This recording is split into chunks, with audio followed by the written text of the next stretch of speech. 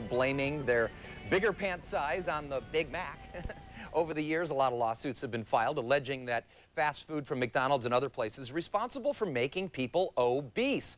A lot of lawsuits claim that fast food chain doesn't disclose the correct information on their labels. But in each case, a judge has never ruled in favor of that particular issue. Of course, there's a lot of lawsuits out there still floating around. But joining us now to talk about this and an interesting contest regarding frivolous lawsuits, look at this group of people we have here. Good morning. Good morning. Starting with Andy Cotner, you are with Citizens Against Lawsuit Abuse. George Coles, of course, you own Coles Carpets and Fine Flooring. And Fine Flooring, correct. And to your left is Kelly Loy. And to the left down there is Bethany Graham. Bethany Graham, correct. Now, those two are the winners of last year's essay contest about frivolous lawsuits. But first, Andy, I got to start with you and talk about why are you getting the kids, the high school kids, involved in talking about these kinds of issues? Well, Citizens Against Lawsuit Abuse, Dan, is a public education organization. We educate the public about the human and financial costs of lawsuit abuse. We act as a watchdog. We expose those who abuse the system for undeserved gain. We encourage jury service. And part of being an education organization is to reach out to our youth, because our youth are our next voters, they're our next litigants, and hopefully our next jurors. And so it's important for them to understand personal responsibility as it relates to the civil justice system. Absolutely, and obviously opens their eyes to all this sort of fraud going out there, and hopefully will make them better people, too. I hope so. George, you know, you are a businessman. You've been in business a long time here in town. Have you been the victim of this kind of thing? Yes, I have in the past. Yeah. We had some employee-type litigation, and it was quite a long time ago, but in it, I won. Dan, I won the litigation, but then again, I lost with the costs of all the litigation, the attorney fees, and everything that goes along with it. Exactly, and the one thing about lawsuits is that, you know, you have to hire the lawyers to fight these people. Now, where does that money come from? Do you have to raise your prices? Do you pass that along to people down the road? Well, it trickles up and down, doesn't it? You know, here's a good one. Take, for example, you go out and buy a stepladder.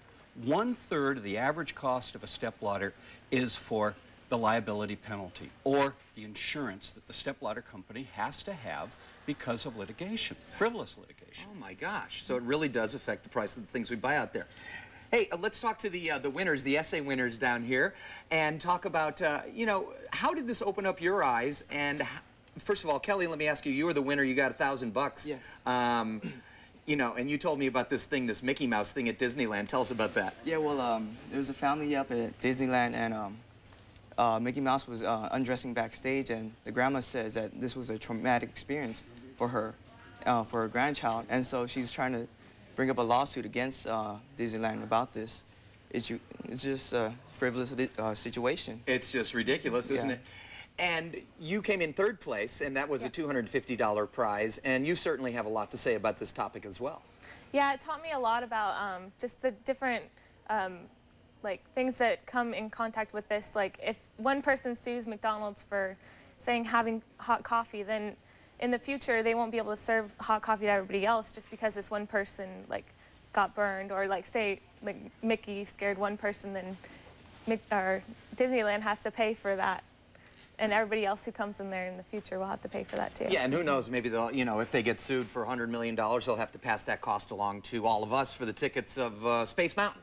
Or something like that. All right, let's talk about the contest that is coming up, because you were last year's winners. You have a new version going on this year.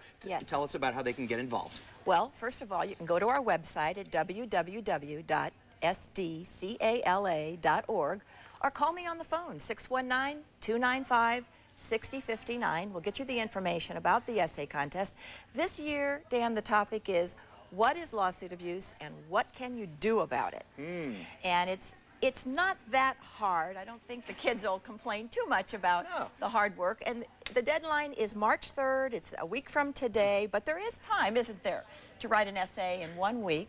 Of course there is. And, you know, we were talking about the lawsuits.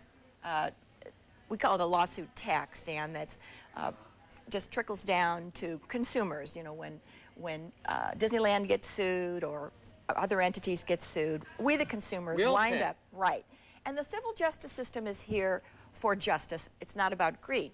Now, the American Tort Reform Association has figured out that every man, woman, and child pays a lawsuit tax of $845 per person per year. So for a family of 4, that equates to more than $3,300 a year.